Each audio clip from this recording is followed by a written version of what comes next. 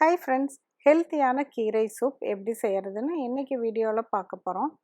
இந்த கீரை சூப்புக்கு அரைக்கீரை, முளைக்கீரை, தண்டுக்கீரை இந்த மாதிரி நீர் சத்து அதிகமாக இருக்கிற கீரை எது வேணால் யூஸ் பண்ணிக்கலாம். ஒரு குக்கரில் 2 கப் தண்ணி விட்டுக்கோங்க. இது கூட சின்ன வெங்காயம் 7 8, ஒரு பெரிய தக்காளி நறுக்குனது, 2 பூண்டு, 1 டீஸ்பூன் சீரகம், 2 பெரிய கைப்பிடி அளவுக்கு கீரை. இதை நல்லா வெட்டி கழுவி வச்சுக்கோங்க. தண்ணியெல்லாம் வடிகட்டி வச்சுக்கோங்க.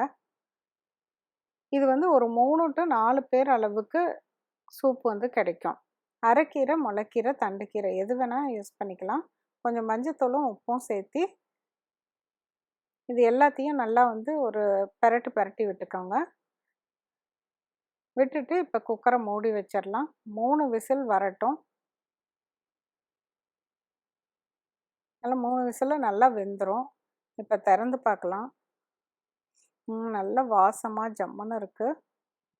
இதை மத்து வச்சு நல்லா கடைஞ்சி விடுங்க. அப்படி இல்லைன்னா ஆறுனதும் மிக்சியில் கூட அரைச்சிட்டு வடிகட்டிக்கலாம். மத்து வச்சு நல்லா மசிச்சு விட்டுட்டு பெரிய பெரிய ஓட்டையாக இருக்கிற இந்த மாதிரி தக்காளி வடிகட்டி இருக்கும், அதில் வடிகட்டிடுங்க.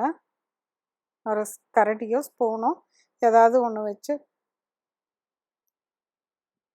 நல்லா கலக்கி இந்த மாதிரி நசுக்கி அமுத்தி விட்டிங்கன்னா நம்மளுக்கு கீரை சூப் ரெடி ஆயிடுச்சு.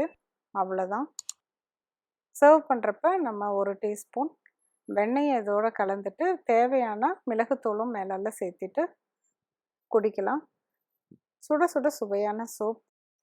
மீண்டும் ஒரு புதிய ரெசிபியோடு உங்களை சந்திக்கிறேன். தேங்க்யூ.